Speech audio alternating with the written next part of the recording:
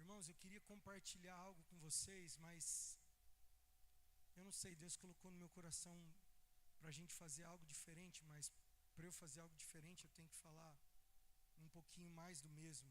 Abra sua Bíblia comigo no livro de Isaías, no capítulo 6.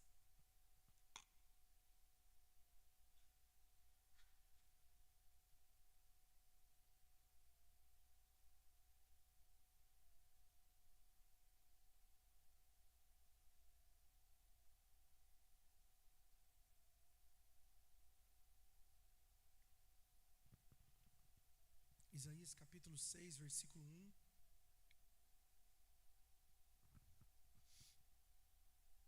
Eu preguei isso há cerca de uma semana, ou talvez mais, mas essa palavra não sai do meu coração.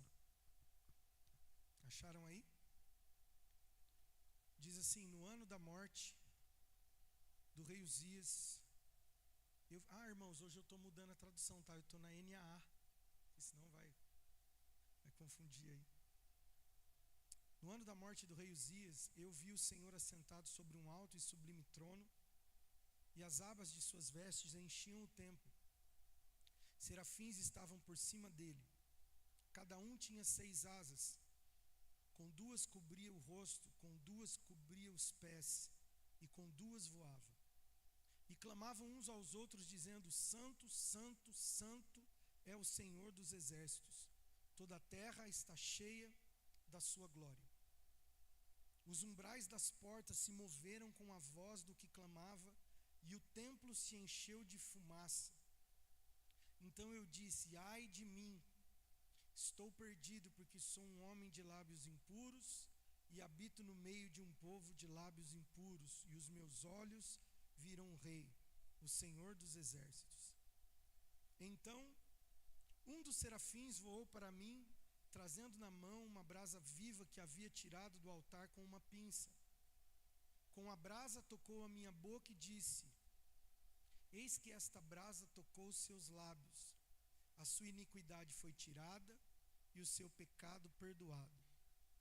Depois disso ouvi a voz do Senhor que dizia: a quem enviarei? E quem há de ir por nós?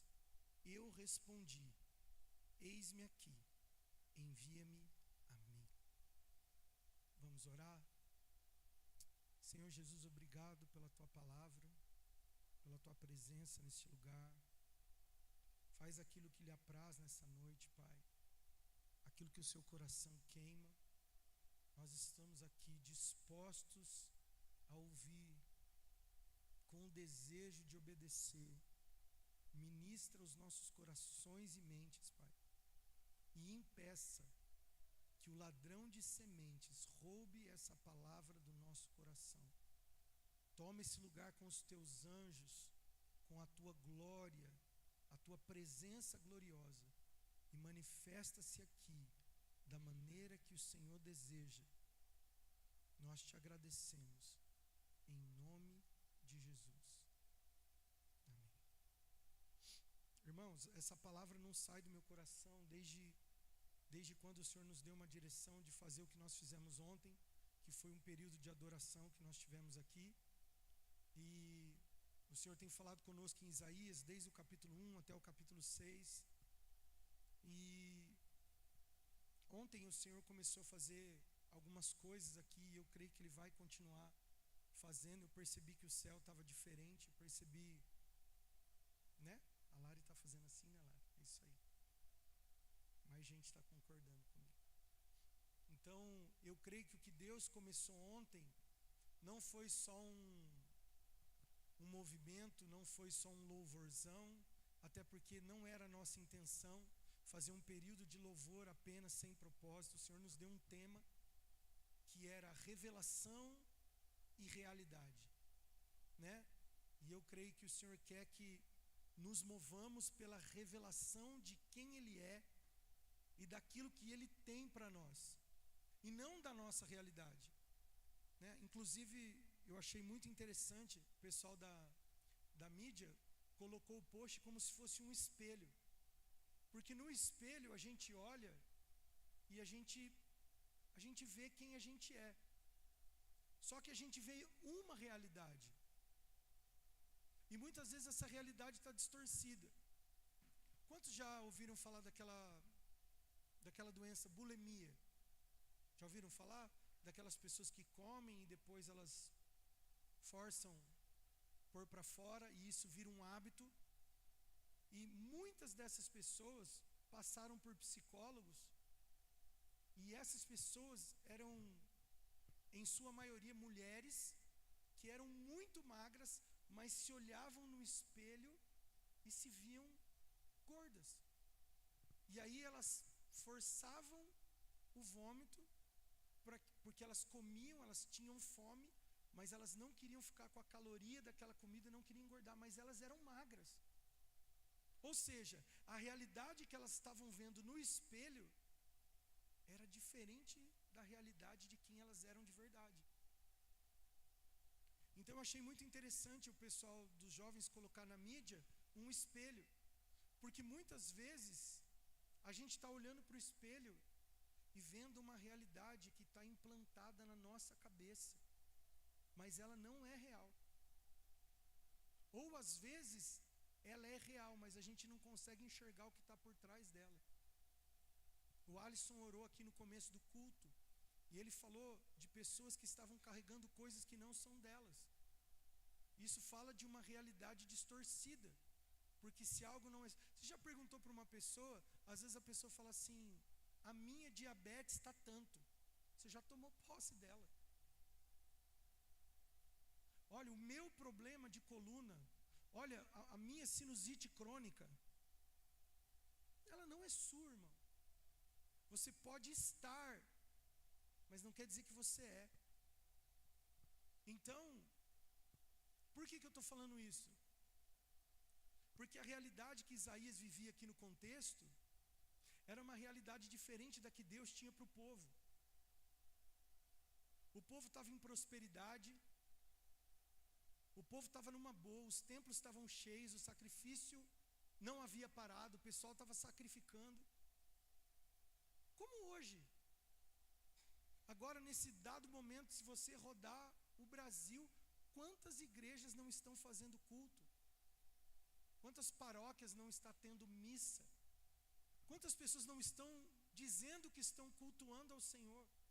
Templos cheios, pessoas muitas vezes oferecendo sacrifício de louvor, né? Vários tipos de sacrifício, ofertas a Deus. E muitas vezes a gente pensa que isso é o suficiente.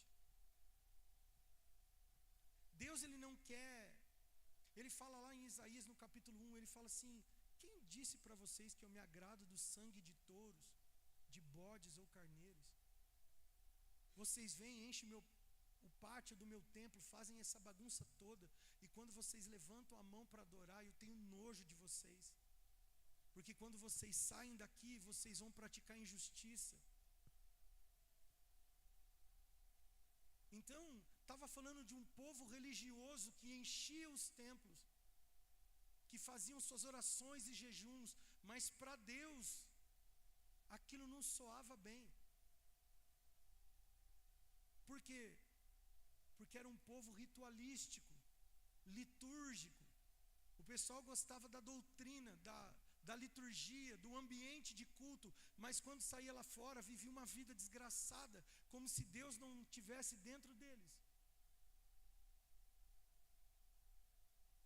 E aí o Senhor começou a ministrar no nosso coração, nesses dias que antecederam o evento de ontem, de quanto muitas vezes a gente está no automático. A gente vem num culto como esse, e o Vitor fala muito disso, ele falou aqui na oferta, nós não somos consumidores de culto, você não veio assistir um culto, você veio prestar um culto de adoração a Deus. Então tudo que a gente está fazendo aqui, não é para nós, é para Ele, embora nós sejamos beneficiados de estar aqui, beneficiados da comunhão, da oração, da presença de Deus, de estarmos em união, tudo isso é bênção. Até a oferta que a gente dá, que seria para Ele, ela volta para nós, porque Deus é o dono do ouro e da prata e não precisa do dinheiro. Então tudo que a gente entrega para o Senhor, de alguma forma volta para nós. Mas a gente não pode fazer isso de maneira banal. A gente não pode fazer isso. Eu estava conversando com o Mateus hoje, e a gente está falando justamente disso, de tratar. Chega uma hora que fica tão comum estar, eu vou usar estar na igreja como se a igreja fosse um templo, mas a igreja somos nós. Mas eu vou usar dessa forma para você entender. Fica tão comum a gente estar aqui juntos. Você sabe o que vai acontecer no culto, você sabe que vai ter uma abertura, depois vai passar pelo louvor, depois vai ter um momento de oferta, depois vai ter um momento da palavra, no final tem um momento da oração, e depois que termina tudo tem a cantina, tem o nosso momento de comunhão, e vamos para a nossa casa, e assim se repete sucessivamente nos cultos. E chega uma hora que a gente acha que isso está tão normal, e sabe como eu percebo isso, irmãos? Imagina se Jesus estivesse aqui agora, porque Ele está. Mas imagina que Jesus fosse eu. Jesus estivesse aqui com o microfone na mão para trazer uma mensagem para a sua igreja. Irmãos, com todo respeito, eu sei que tem pessoas que, o pessoal aí está trabalhando, está movimentando, mas se fosse Jesus, você levantava para beber água? Se estivesse vendo Jesus. Se fosse Jesus, você ia ficar conversando, ia levantar para ir no banheiro, ia conversar com a pessoa do lado, ia reparar nisso, naquilo que está errado. Entende? E eu não estou falando que eu já fiz isso, irmão. Eu já cheguei em culto e fiquei... Não estou falando sobre isso, eu estou falando da gente tratar as coisas de Deus como algo comum. É mais um culto, eu vou lá cumprir uma obrigação. Eu vou lá. E é por isso que a gente não vê o Senhor fazendo grandes coisas hoje. Irmãos, eu estava assistindo um testemunho hoje. Eu esqueci o nome do homem, mas esse homem, ele tinha um desejo no coração de matar o Billy Graham, aquele evangelista americano. E ele reuniu 10 pessoas e ele fez armas artesanais para essas 10 pessoas, entregou, cada um colocou no bolso do seu suéter, e eles foram para a conferência onde estava o Billy Graham, e o Billy Graham estava num estádio lotado com milhares e milhares e milhares de pessoas. E o cara falou assim para os outros 9, ele falou: olha, vamos esperar ele fazer o apelo. Quando ele fizer o apelo para as pessoas irem para frente, porque ele já sabia como funcionava. Quando as pessoas forem para frente para aceitar Jesus, a gente pega ele. E aí, se ele escapasse de um, outro pegava, eles estavam em 10. E aí, só que eles foram obrigados a ouvir a mensagem. E ele estava vendo a mensagem, diz ele que ele olhava assim, o estádio lotado, ele olhava para o segundo andar e falava assim: cara, o que essas pessoas estão fazendo aqui? E aí, de repente, num dado momento, no final da palavra, ele lembrei o nome, ele chamava George. Aí ele ouviu uma voz falando assim: George, o que você está fazendo aqui? E ele disse que ele olhou para trás, e o pessoal estava adorando, ele olhou para um lado, olhou para o outro, e aí ele se deu conta que era Deus falando com ele. E aí no pensamento, ele falou assim com Deus: você tirou meu pai, você destruiu a minha vida, por que eu vou te adorar? Por que eu vou te querer? E diz que o Senhor respondeu para ele, falou assim: Jorge, eu não tirei o seu pai para te machucar. Aliás, eu nunca te machucaria. E aí diz que na hora que ele ouviu Deus falar aquilo, Billy Graham fez um apelo. Diz que ele arrancou a arma do suéter, colocou a arma no chão, correu para frente para aceitar Jesus. E a presença de Deus tomou conta daquele lugar. Muitas vezes aquilo que é banal para nós é é a chance de uma vida para outra pessoa. Talvez você esteja acostumado a vir aqui de quinta, de domingo, de sábado, ou nas terças de ensino, ou no culto das mulheres. Talvez você esteja acostumado e você já não gere mais expectativa, porque você olha para as pessoas e você esquece que Cristo está passeando no nosso meio. E que hoje pode ser o dia que Ele vai mudar a sua história para sempre. Você já parou para pensar? Aquele homem foi para aquele culto com um objetivo. Chegou lá, Deus mudou a vida dele para sempre. Às vezes você pode estar vindo nesse culto sem expectativa. E foi a mesma coisa que aconteceu com Isaías. A Bíblia não diz ao certo se foi depois que o rei Uzias morreu, se foi um pouco antes, se foi durante.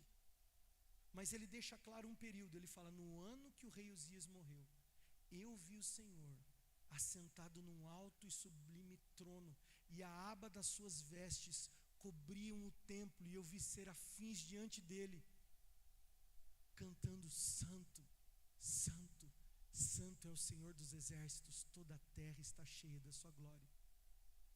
E aí aquele homem que já era profeta, chamado por Deus, ele olha para si.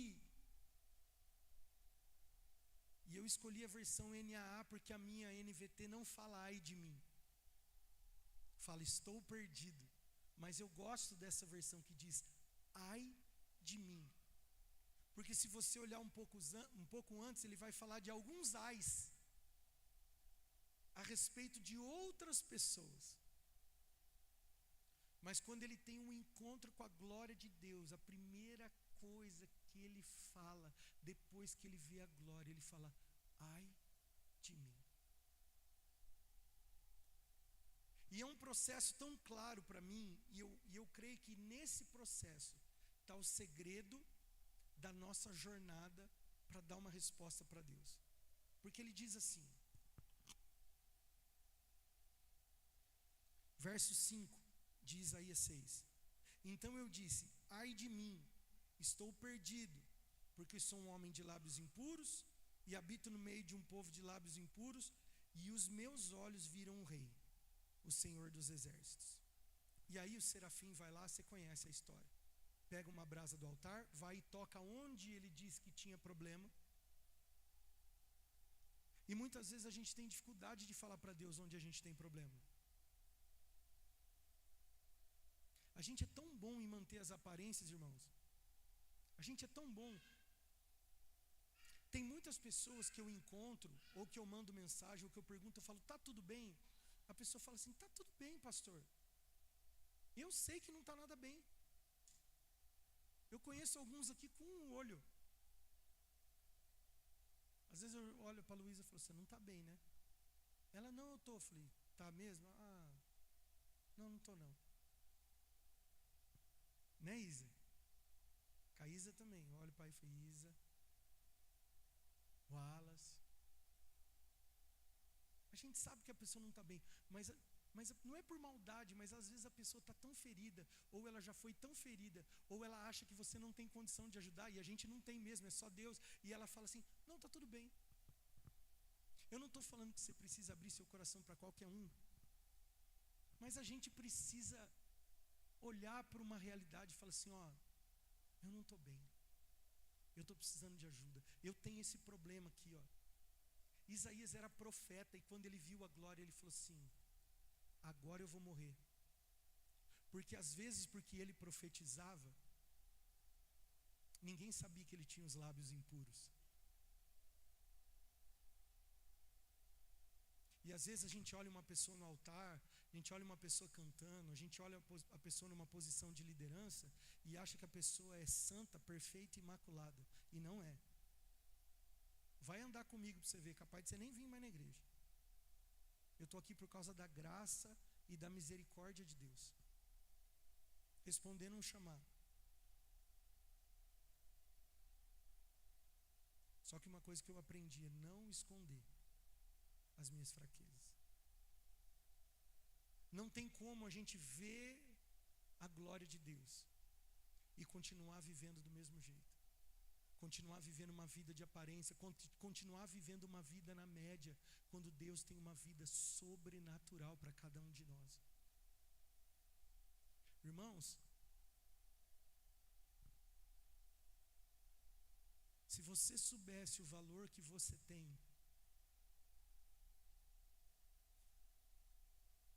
até uma música antiga que a gente canta que é linda demais, que fala: você tem valor, o Espírito Santo se move em você. Você tem valor. O problema é que a gente acha que a gente não tem valor. Irmão, sabe que Deus falou comigo? Ontem eu estava conversando com o Will, que já foi da nossa igreja, hoje ele está lá em Paulínia. E Deus tinha falado algo comigo assim que eu quebrei os dedos do pé. Eu estava sentado, com a perna esticada, assistindo televisão. Deus falou assim: você está vendo a importância que é um membro do corpo? Você está com 2 dedos aí quebrados e um trincado, você não está conseguindo andar direito, você está sentindo dor, outra pessoa está tendo que dirigir para você, você está tendo que usar essa bota, você está com dificuldade para tomar banho. Pensa numa dureza para tomar banho com aquele monte de sanito enrolado. Meu pai, só o sangue de Jesus. Quando tirou, um fedor. Meu Deus, quando tirou aquele negócio, falei: gente, a gente não vale nada mesmo. 30 dias enfaixado, eu já estava fedendo. E a gente acha que é alguma coisa. E o Senhor falou assim: você está vendo o que é um dedinho? E às vezes a gente não dá nada para o dedinho, até você bater ele. E aí, às vezes você pensa que você é o dedinho do corpo de Cristo. Ah, eu não tenho valor, eu não sirvo para nada, eu não canto, eu não prego, eu não vou para missões, E você é tão importante. Se você se entregasse, se você visse a glória e pudesse reconhecer o seu pecado. Porque olha o que aconteceu com Isaías. Quando ele reconhece o pecado, ele falou assim: bom, já que eu vou morrer. Irmão, uma vez eu estava desviado, ano de 2000. Eu estava saindo do meu trabalho, domingo, meio-dia, fechando a farmácia. Chegou 3 caras do nada para me assaltar. E o cara estava com uma arma enferrujada e estava muito calor, eu fechei a farmácia, tirei a camisa e coloquei a camisa nas costas, eu estava sem camisa. O cara começou a relar a arma aqui na minha barriga, a arma estava tão enferrujada, tão velha, que ela fez sabe a marca, sabe aquele redondinho da onde sai a bala? Ele ficava batendo aqui assim em mim, falando comigo, me espetando, e eu ficava olhando para ver se ele não ia atirar, morrendo de medo. E ficou aquela marca de ferrugem assim, e o cara falando comigo e passando um flash da minha vida assim, ó. Eu estava em câmera. Isso aí vai virar meme, né? Mas eu estava em câmera lenta e começou a passar um filme da minha vida, e eu falei assim: eu vou morrer e vou para o inferno, porque eu não estou firme com Deus. E o meu medo era morrer e ir para o inferno. Porque eu conhecia a palavra de Deus, mas não estava levando Deus a sério. E o cara fazendo assim com aquele negócio, eu falei: numa dessa ele vai puxar o gatilho, vai me estourar aqui. Eu estou sozinho, todo mundo já tinha ido embora, eu estava sozinho na rua. Falei: os caras vão me matar, vão levar o carro. Aí passou um flash na cabeça. E aí eu falei assim, igual a Isaías: ai de mim. Só que Isaías só tinha problema com os lábios. Se eu fosse falar, não dava tempo os problemas que eu tinha. Por fim, para a glória de Deus, aqueles caras me deixaram, pegaram o carro, foram embora. E assim que eles foram embora, eu agradeci a Deus. Eu falei: meu Deus, e se eu tivesse partido agora, para onde eu ia?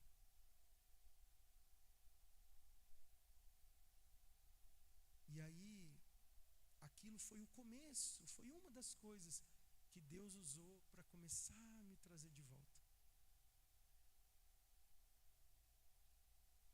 E aí, depois que eu tive um encontro com a glória de Deus, No ano de 2002 eu voltei para Cristo. Eu tive um encontro tão poderoso com Deus. E eu nunca mais me desviei. Então eu falo para vocês que depois que você tem um encontro verdadeiro com a glória de Deus, não tem como você andar igual. Se você ainda está andando igual, irmão, é porque você ainda não teve um encontro com a glória de Deus. Talvez você teve uma experiência. Eu tive experiência enquanto eu estava desviado. Tive algumas experiências de encontrar com pessoas que nem me conheciam e a pessoa falar, olha, Deus tem um chamado na sua vida, e falar coisas que só eu sabia. Mas aquilo não, sabe? Aquilo mexia comigo na hora, mexia com as minhas emoções, mas depois eu continuava sendo o mesmo cara. E ainda depois que eu fui para a igreja, mesmo tendo um encontro com a glória de Deus, mesmo não tendo me desviado, mas eu ainda fazia coisas que o Senhor não gostava. Eu ainda vivia uma vida meio que dupla. E aí o Senhor foi trabalhando em mim, foi me purificando, foi me lavando, foi me limpando, foi me dando consciência. E nós precisamos perguntar para Deus, porque o salmista fala assim, quem pode discernir as suas próprias faltas? Mostra-me as que me são ocultas. A gente tem coisa que a gente faz que é pecado, que a gente nem sabe que é pecado. Por quê? Porque a gente não conhece a Deus. Eu vi a Bruna contando para o Vitor ontem. Foi um pastor lá no escritório da minha esposa, estava conversando com ela. E ele tem uma igreja pequena como a nossa. E ele falou assim, olha, a igreja tem 50 membros, mas de quinta, eu faço só culto no domingo, de quinta é ensino. No ensino vai 4 pessoas. Uma igreja de 50 pessoas, vai 4 pessoas no ensino. Entende? Como que a gente vai crescer? Aí eu fico pensando na nossa oração de segunda-feira aqui. Vem uma pessoa. Às vezes 3. Quando vem 5 ou mais, a gente já faz festa. E aí você fica pensando, poxa, mas o pastor tá louco. Minha semana é corrida demais. Eu trabalho demais. Eu faço coisa demais. Tem culto já 2 vezes por semana, já não consigo. Aí o cara quer que vai de... Não, irmão, não quero nada não. Eu só estou falando que se nós não oramos, entende? Se a gente não ora,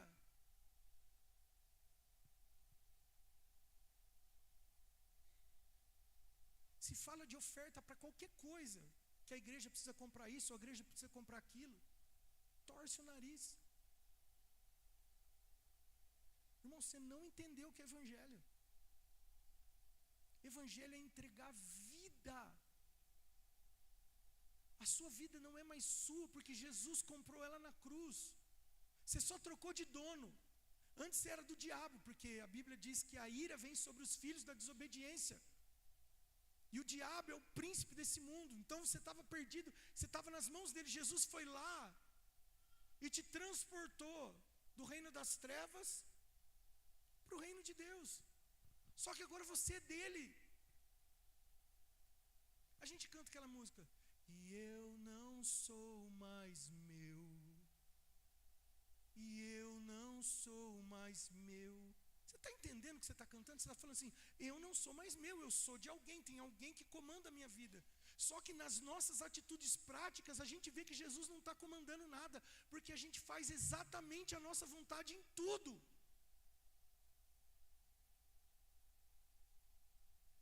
Imagina se nós fôssemos sensíveis mesmo, de tipo falar assim, hoje eu não quero ir à igreja, e está tudo bem, e o Espírito Santo fala assim, não, você vai, e você falasse assim, tá bom Espírito Santo, eu vou. Isso é ser dele, é você não querer ir fazer. Quantos aqui amam acordar cedo todo dia e trabalhar? Ainda bem que vocês não são mentirosos. Mas a gente não tem que ir? Sim ou não? E você vai por quê? Por causa da recompensa. Sim ou não? Agora Cristo te promete ser herdeiro com ele, ou seja, tudo que ele conquistou é seu. Olha o tamanho da recompensa.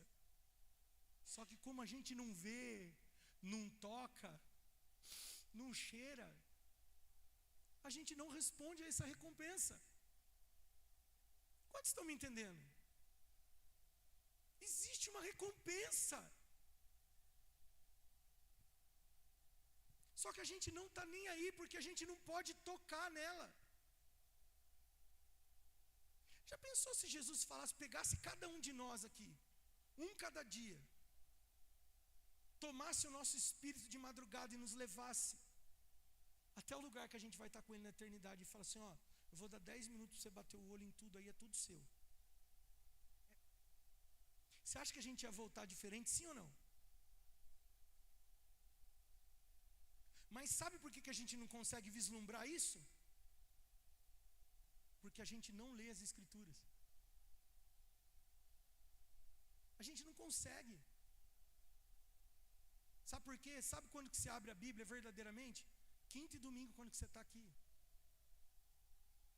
E quem dera tivesse culto todo dia, porque pelo menos você ia abrir a Bíblia todo dia. Entende? Por que a gente faz culto?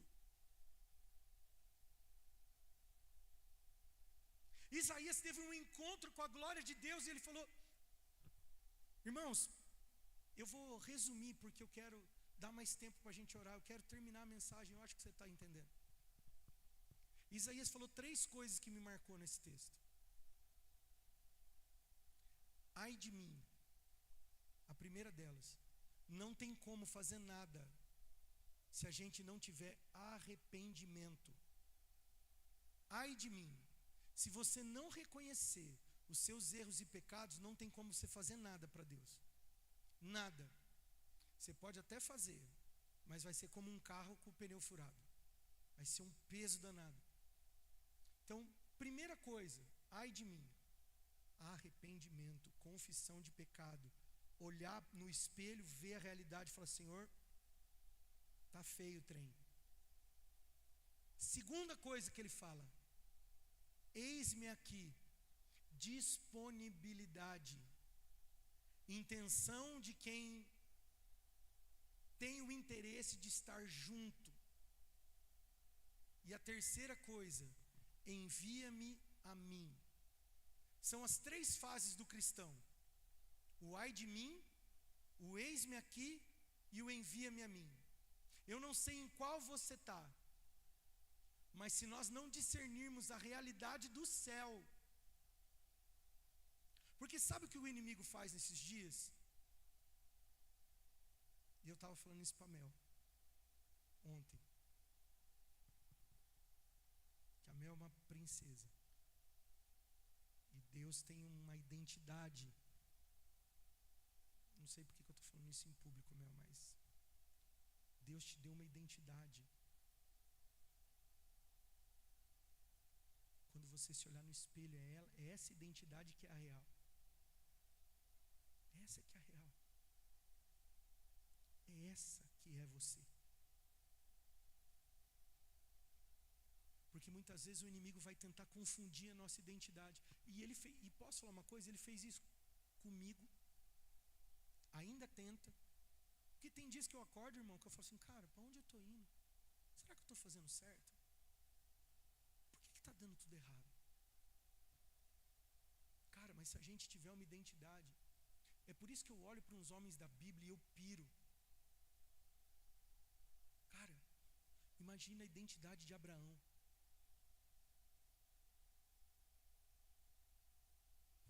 O cara com 100 anos, sem vigor. A mulher estéril, sem vigor. E Deus fala assim, não, vocês vão ter filho de um jeito natural, não vai ser sobrenatural não. Irmão do céu.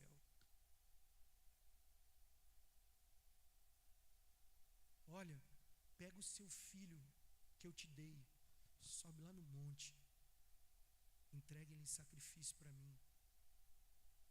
Cara, olha a identidade desse cara. Em Hebreus vai dizer que ele subiu o monte porque ele tinha certeza que assim que ele matasse o filho, Deus ia ressuscitar e devolver para ele. Olha a identidade desse homem. Acontece um negocinho assim na nossa vida, a gente quer chutar o balde, quer parar com tudo. Quer parar com tudo. Não, Deus deu mancada. Eu não quero mais saber de igreja, eu não quero mais saber das pessoas. Eu não quero mais saber de ninguém. Caleb recebeu uma palavra de Deus. Uma. Quantas você tem? Eu não sei, eu acredito que milhares. Caleb recebeu uma palavra de Deus. Ficou 40 anos no deserto sofrendo por causa de um povo que não compreendeu. Dois dos espias deu um relatório bom. Vamos entrar na terra. O Senhor prometeu. Mana, leite e mel. As uvas são desse tamanho. O Senhor vai nos dar. Nós já vencemos. Os outros 10. Por isso que eu falo da realidade. A realidade que eles estavam vendo era terrível, irmão. Porque para entrar na terra tinha gigante. Ia ter que ter luta, ia ter que ter batalha.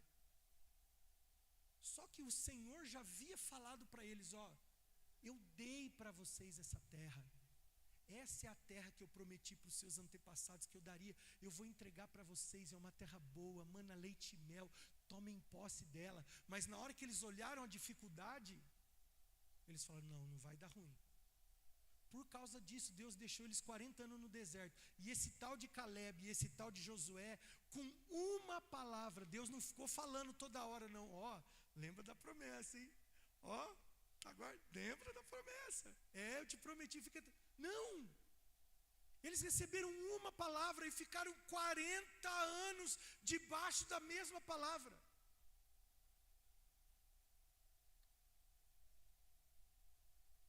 E aí, quando é chegado o tempo, o cara está com 85 anos.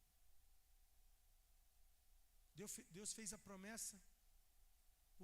E agora o cara está com 85 anos. Ele falou assim, olha, a mesma força que eu tinha lá atrás, eu tenho hoje. Dá o que é meu por herança.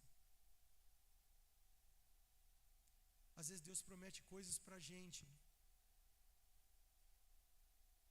Passa alguns dias, não se cumpre, a gente já começa a questionar Deus. Aí a gente quer correr atrás do profeta. Liga para a irmã fulana. Liga para o irmão fulano. Vamos lá naquela igreja que tem revelação. Porque você quer ouvir de novo, porque você já perdeu a confiança.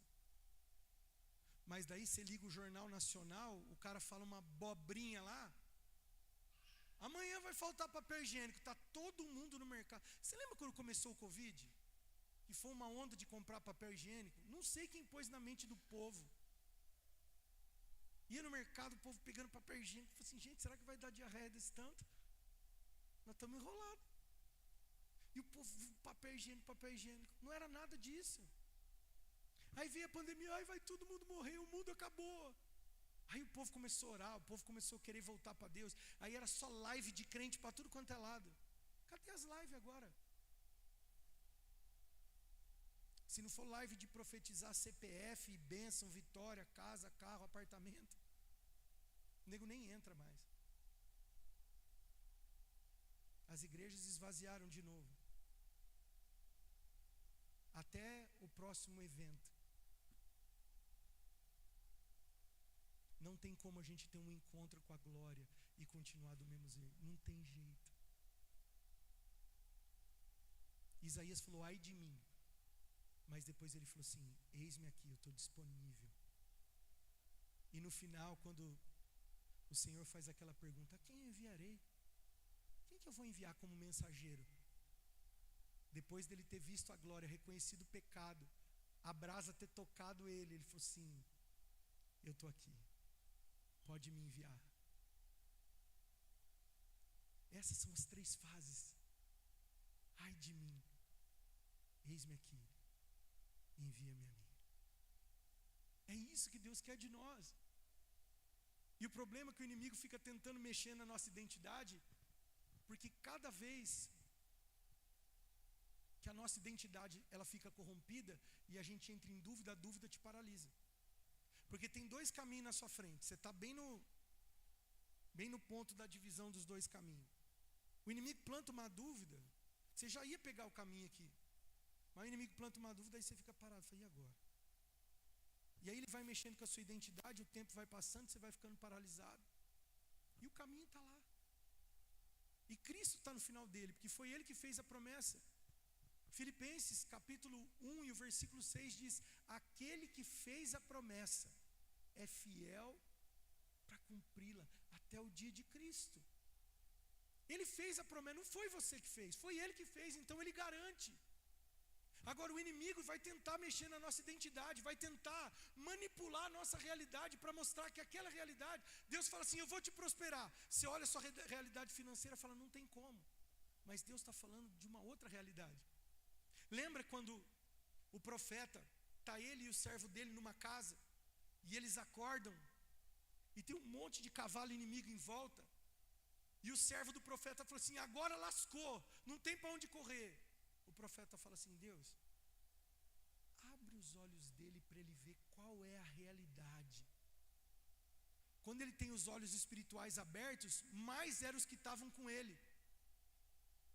Então, às vezes a realidade natural é muito diferente da realidade espiritual que Deus preparou para você. Só que como a gente não tem discernimento, a gente abraça uma realidade que não é real. E é isso que o inimigo faz. O que o inimigo fez com Jesus? Logo após Jesus ser batizado, o Espírito levou ele para ser tentado no deserto. Você vê que as 3 vezes Satanás fala assim: se tu és o Filho de Deus. Estava colocando em xeque o que em Jesus? A identidade. Ele, se você é filho, tem que acontecer dessa forma. Sabe o que o diabo faz conosco? Eu vou traduzir isso aqui para você entender.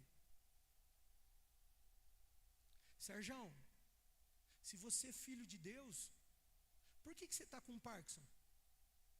Pronto. Já zoou sua cabeça. Fala: pô, verdade. Só que o Parkinson dele não evolui. Quantos anos você tem Parkinson? 14 anos. Em 14 anos nós já vimos muita gente morrer com Parkinson. E piorando. E ele está lá do mesmo jeito. Dirige, vai no mercado, vem na igreja, faz as coisas, cai do telhado, faz arte. Coisa de vovô aranha, sabe? Vovô aranha. Aí o inimigo fala assim: se você é filho, por que você está com Parkinson? É esse que é o nosso problema. O inimigo fala assim: olha, se você é filho de Deus, as coisas têm que dar certo para você. Por que você está na prova? Por que seu casamento está desse jeito? Por que sua vida financeira está desse jeito? Por que fulano está falando mal de você? Por que é isso? Por que é aquilo? Jesus podia ter falado assim: é verdade, né? Mas não. Jesus não faltava no ensino, velho. Ele falou assim: está escrito. Está escrito. Mas se você é filho de Deus, se joga. Está escrito. Identidade. Sabe por quê? Irmão, essa é linda. Essa desceu fresquinha aqui agora. Antes do inimigo colocar em xeque sua identidade, tem um pai no céu falando: eis aí o meu filho amado, em quem eu tenho prazer.